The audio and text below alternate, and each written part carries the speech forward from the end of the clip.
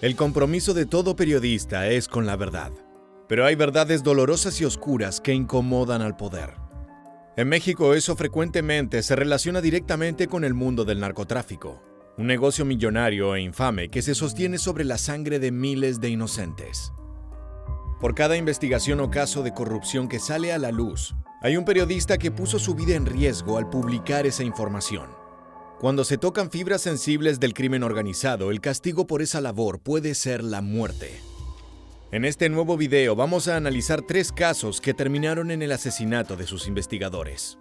Cada uno de estos fallecimientos está teñido de misterio, sugiriendo la intervención tanto de sicarios de poderosos cárteles, como también de políticos que ocultaron los hechos.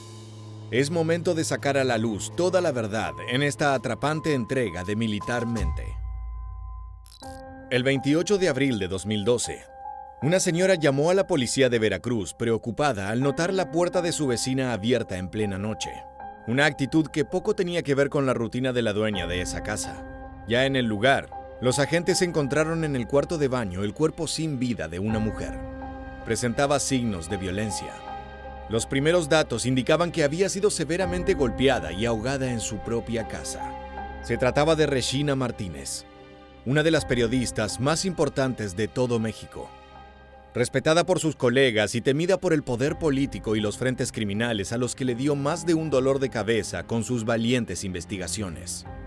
Su asesinato marcó un punto de inflexión en los delitos contra la prensa mexicana. Hace un año nos arrebataron de la manera más vil a una gran periodista, una periodista emblemática del estado de Veracruz, a nuestra compañera Regina Martínez. Hoy la recordamos en ese día trágico en el que esta ciudad se conmocionó con la noticia de su asesinato. La periodista conocía cada pueblo del estado de Veracruz y sentía una responsabilidad muy grande para con su tierra natal. Ella nació allí, en una familia humilde de 11 hermanos. Con mucho esfuerzo logró completar sus estudios de periodismo y en 1980 se lanzó como reportera para una cadena de televisión local. Fue en ese primer empleo que descubrió que muchos periodistas recibían dinero del poder, a cambio de notas favorables o directamente por ocultar la verdad. Es por eso que adoptó con valentía ese lugar de justiciera, publicando la información que nadie más se animaba a dar. Lo que la prensa local no se atrevía a publicar, se publicaba a través de Regina Martínez, declaró Jorge Carrasco, director de la revista Proceso, donde Regina trabajaba como corresponsal desde el 2000. Por ejemplo, en 2007 documentó los abusos del ejército y denunció a militares por violar y asesinar a una mujer indígena de 72 años. Su terquedad y su determinación la llevaron a investigar sin descanso temas relacionados con la violencia y la corrupción que azotan Veracruz. Es imposible ahondar en esa situación sin hablar del narcotráfico, un crimen que no podría funcionar sin apoyo desde la política. Momento de presentar a 2 de los numerosos antagonistas de esta historia. Fidel Herrera y Javier Duarte de Ochoa fueron gobernadores sucesivos de Veracruz entre 2004 y 2016, y se convirtieron en figuras centrales en las investigaciones de Regina Martínez. Esto no es un dato menor. Durante su administración, Veracruz se convirtió en el lugar más peligroso del mundo para ejercer el periodismo. Desde 2000, 26 periodistas han sido asesinados en la región y 8 siguen desaparecidos. Son números escalofriantes que dan cuenta de un entorno hostil contra toda búsqueda de justicia. Las imágenes que verás a continuación corresponden a una de las tantas balaceras entre militares y narcos ocurridas en suelo veracruzano.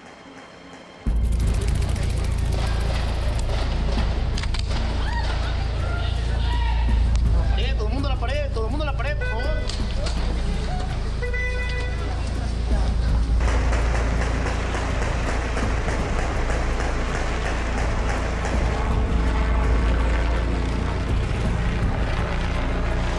La región es peligrosa porque los cárteles plantaron banderas sin dificultad. Con la zona costera más extendida de México y su enorme puerto internacional, representa un punto estratégico para el trasiego de drogas. El estado, que une el norte y el sur del país mediante una red de pequeñas carreteras, también es un paso de migrantes donde a menudo son víctimas de extorsión. Sus cerros y montañas poco accesibles, en medio de una vegetación abundante, crean un escondite ideal para los narcotraficantes. De hecho, después de evadirse de una cárcel de máxima seguridad, Joaquín El Chapo Guzmán Loera, el famoso capo del cártel de Sinaloa, se escondió ahí durante un tiempo. Regina Martínez acusaba regularmente a los gobernadores veracruzanos de permitir que el territorio cayera en manos de diversos cárteles. Uno de los grupos criminales más nombrados eran los Zetas. Ese cártel que nació como una unidad comando del Cártel del Golfo, pero que con el tiempo logró independizarse. Se hicieron famosos no solo por su pasado militar, sino por sus brutales métodos, entre los que se incluía la mutilación, la decapitación y el despellejamiento. Según las investigaciones de Martínez, el gobernador Fidel Herrera era su socio y colaborador. Esta foto tomada en 2006 lo muestra cabalgando muy a gusto con Pancho Colorado Cesa, uno de los contadores de los Zetas. Años después, ya con Cesa tras las rejas, se descubrió que el cártel colaboró con $12 millones para financiar la campaña política de Herrera. Desgraciadamente, Regina no pudo vivir para ver los frutos de años de trabajo. En una entrevista brindada en 2017, Herrera hace referencia al caso y las dudas que se sembraron respecto a su gestión. Vine aquí a la parada del metro del auditorio porque quedé de verme con un paisano que colaboró conmigo en la administración a efecto de proporcionarme datos, informes, y aquí estoy para lo que pueda hacer, deba hacer para colaborar, encontrar la verdad y castigar a quien pudiera tener una responsabilidad si hubiera ocurrido algo tan monstruoso como lo que fue denunciado. Retomemos la labor periodística de Regina Martínez. Ella iba a los lugares donde ocurrían las balaceras narco para documentar el resultado y hablar con las víctimas civiles que el gobierno trataba de ocultar. Sus artículos la convirtieron en un elemento molesto para el poder. En 2010, su nombre apareció en una lista, presuntamente elaborada por el despacho del gobernador. Dicho documento señalaba a periodistas críticos que debían ser vigilados y espiados. Pero la situación se volvió cada vez más tenebrosa para la mujer. En diciembre de 2011, al regresar de visitar a su familia para Navidad, Martínez se percató que alguien había entrado a su domicilio. La casa estaba en orden, excepto por el cuarto de baño. Las cajas de jabón estaban abiertas y el aire estaba húmedo, como si hubieran usado la ducha recientemente. Por desgracia, como si se tratara de una película de horror, en ese tocador ocurriría la escena de su asesinato. Desde entonces, la valiente periodista expresaba su ansiedad en artículos que publicaba de manera anónima. Vivo el peor clima de terror. Cierro con llave toda la casa. No duermo y salgo a la calle viendo a un lado y otro para ver si no hay peligro, escribió. Haciendo caso omiso a los consejos de sus amigos, decidió no avisar a la policía. Ahora sí, regresemos a esa fatídica jornada de abril de 2012. El hallazgo del cuerpo de Regina dio comienzo a una larga investigación, pero tanto las autoridades policiales como políticas no se mostraron demasiado activas para resolver el crimen. Ya en la escena original había muchas irregularidades, como por ejemplo el uso excesivo de polvo para tomar huellas dactilares, lo que arruinó gran parte de la evidencia. Algunos objetos encontrados estuvieron extraviados durante meses, hasta que fueron entregados a la fiscalía, ya completamente inutilizables para análisis. El punto crítico llegó cuando la policía presentó a un hombre que supuestamente había confesado ser el autor del asesinato, Jorge Antonio Hernández Silva, mejor conocido por su apodo El Silva. Una investigación que no convence a nadie, una investigación que, vamos, si así investigan todos los crímenes en el país, pues por eso estamos con este 98% de impunidad. Es increíble la forma en que hicieron las investigaciones y en que nos presentan los resultados. Según el procurador, El Silva confesó que fue a casa de Regina Martínez con un amigo, llamado José Adrián Hernández Domínguez, alias El Jarocho.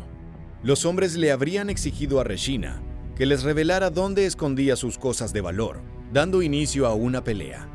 El Jarocho la habría golpeado sin parar hasta matarla, y posteriormente habría huido y desaparecido para siempre. Silva fue condenado a una pena de 38 años de cárcel por homicidio calificado y robo calificado.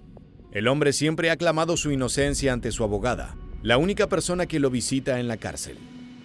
Gracias a testimonios de colegas, se pudo determinar que el último trabajo de Regina fue una investigación explosiva sobre la desaparición de miles de personas en Veracruz. De acuerdo con sus reportajes inconclusos, Durante el gobierno de Herrera y Duarte se reportaron 25,000 desapariciones, una cifra que hiela la sangre de solo imaginar la cantidad de cuerpos abandonados. Regina habría localizado un lugar donde varios desaparecidos podrían estar enterrados en fosas gigantescas. Pero estos datos aún no salieron a la luz. Se presume que la mujer dio con uno de los secretos mejor guardados del gobierno veracruzano: el asesinato y ocultamiento de personas bajo órdenes de los cárteles. Al día de hoy, la muerte de Martínez sigue siendo una mancha enorme en la libertad de prensa mexicana. Pero sus amigos y compañeros confían que algún día se hará justicia y que el trabajo de la periodista será reconocido por todo el país. ¡La prensa no te olvida! ¡Regina, amiga! ¡La prensa no te olvida! ¡Regina, amiga!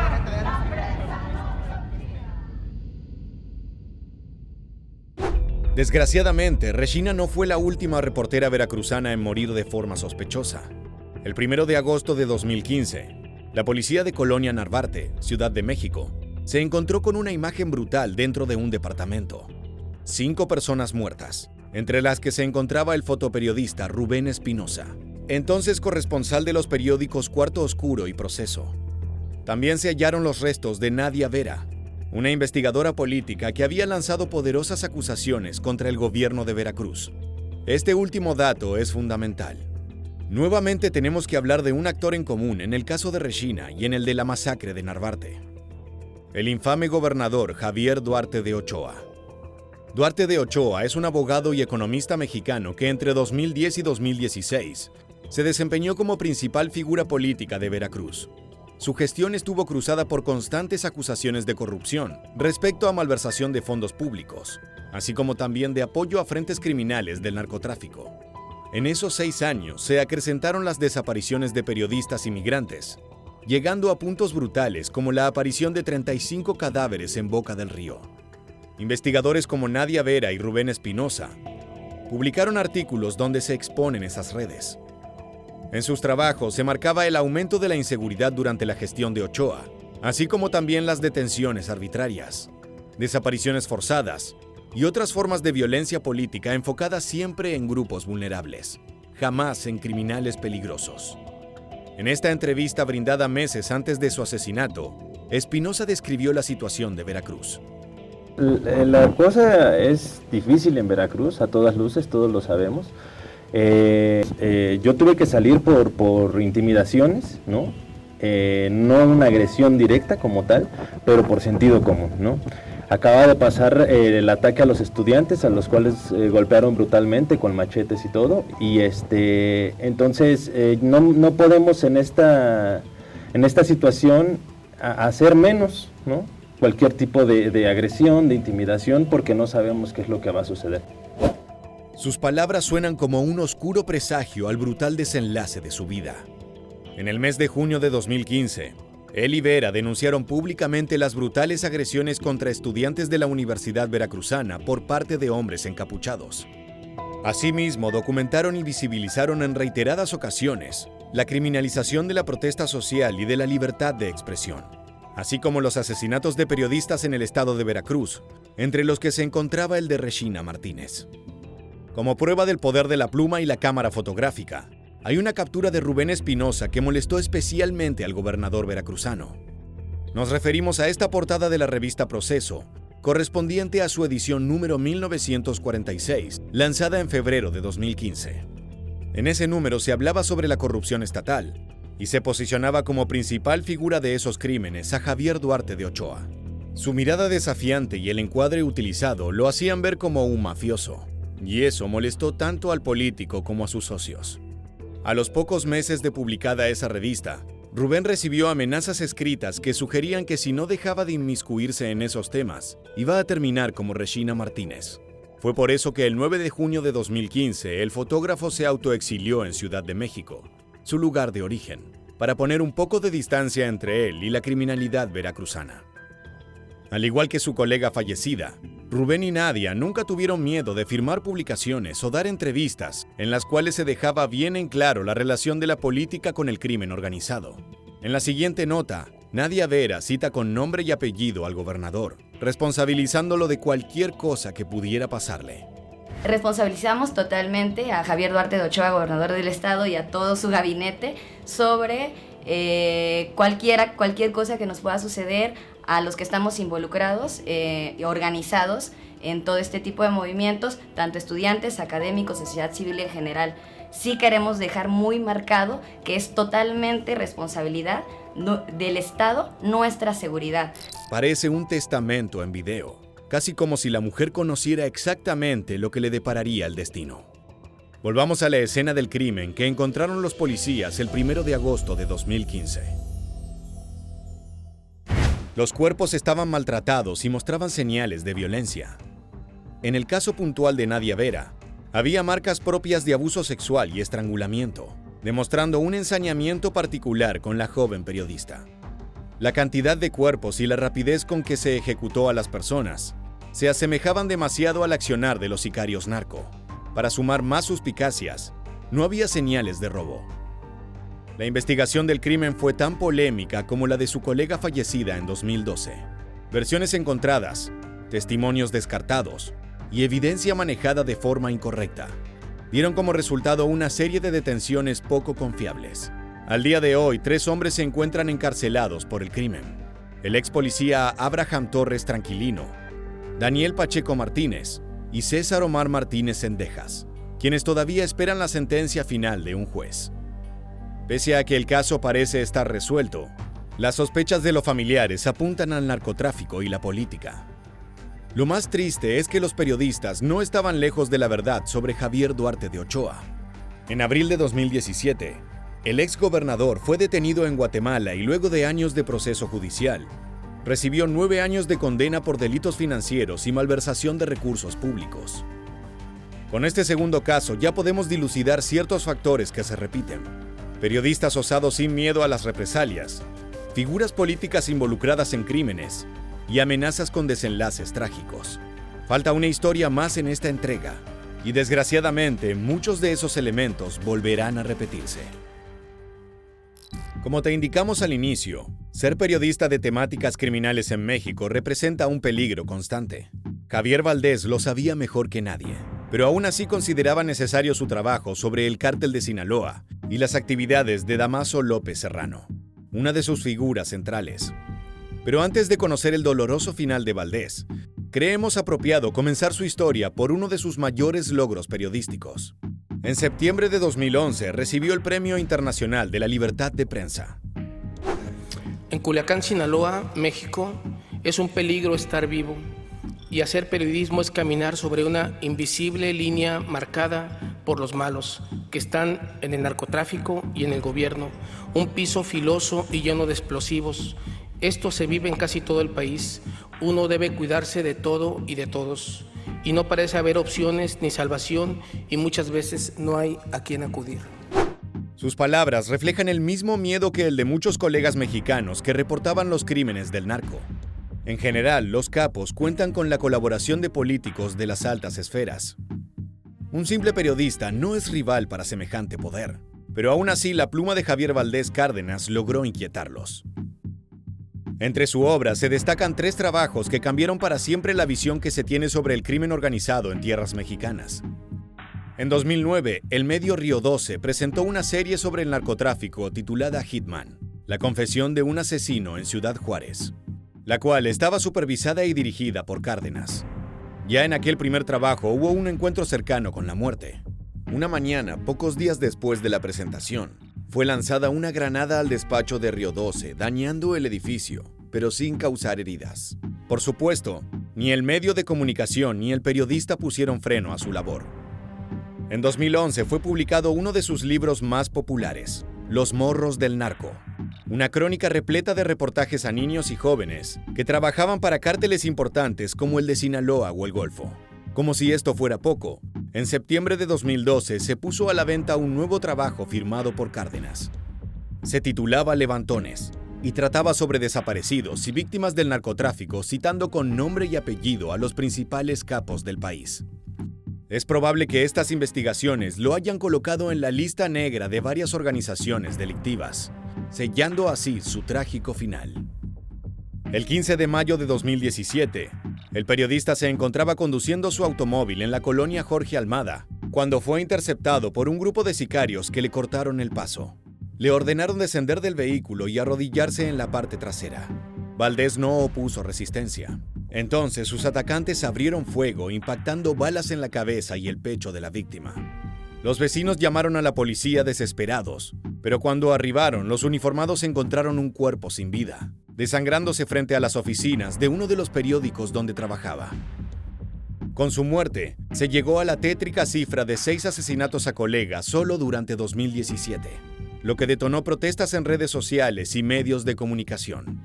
Estas son las palabras de una colega consternada. Yo creo que era un hombre muy valiente, ¿no? Y que a pesar de que sabía que en cualquier momento podía perder la vida, o sea, él seguía adelante. Como te indicamos previamente, el investigador se enfocó en revelar los secretos y operaciones del Cártel de Sinaloa, uno de los frentes narco más poderosos del planeta. De seguro conoces a su fundador y principal figura, Joaquín El Chapo Guzmán. Pero hay otros nombres importantes en la organización. Uno de ellos era Damaso López Serrano, colaborador cercano del capo. Gran parte de su faena criminal la conocemos por el trabajo de periodistas como Valdés. Serrano fue apresado en 2017, poco después del fallecimiento del periodista. Estas imágenes fueron captadas durante el traslado del criminal, cuando en enero de 2019 Serrano se declaró culpable ante una jueza estadounidense. Entre las ofensas se encontraba el tráfico de cocaína, metanfetamina, heroína y la autoría intelectual de 15 asesinatos y más de 20 secuestros. Se estima que Javier Valdés fue uno de ellos. Casi un año después del lamentable suceso, a finales del mes de abril en 2018, fue arrestado Heriberto Picos Barraza, identificado como el Koala, al cual se le acusó de haber recibido órdenes directas de Damaso López Serrano. Durante este proceso judicial hubo varias acusaciones cruzadas. Serrano incluso llegó a señalar a los hijos del Chapo Guzmán como responsables. El narco no proporcionó pruebas para sostener sus dichos. Tuvieron que pasar alrededor de 2 años para que se le dictara sentencia. Fue recién el 27 de febrero de 2020 que Picos Barraza reconoció su responsabilidad, por lo que se le dictaron 14 años y 8 meses de prisión. Pero la justicia no es tan sencilla, y tras apelaciones y problemas en la investigación original, tuvo que oficiarse una nueva sentencia. Por suerte, la moneda cayó del lado de la ley. El 17 de junio del 2021 se ratificó la condena de Koala, recibiendo esta vez 32 años de prisión. Durante el juicio se exhibieron 58 pruebas, entre las que se incluyó a peritos, archivos documentales y materiales, así como testigos. Si bien el misterio de quién dio la orden continúa vigente, en esta oportunidad el responsable material se encuentra preso. Los 3 casos que conocimos en este video son apenas la punta del iceberg. La libertad de prensa en México está cercenada por el poder del mundo criminal. Pasan los años, cambian los gobiernos, pero las víctimas de los negocios ilegales siguen siendo las mismas. Esperamos que las historias de estos buscadores incansables de la verdad sean una bandera para evitar que se repita este tipo de violencia. De esta manera llegamos al final del video. Si te gusta este tipo de contenido, te invitamos a suscribirte y activar las notificaciones de nuestro canal. Así podrás estar al tanto de todas nuestras novedades. Sin más, nos despedimos hasta la próxima entrega de Militarmente. Gracias por acompañarnos.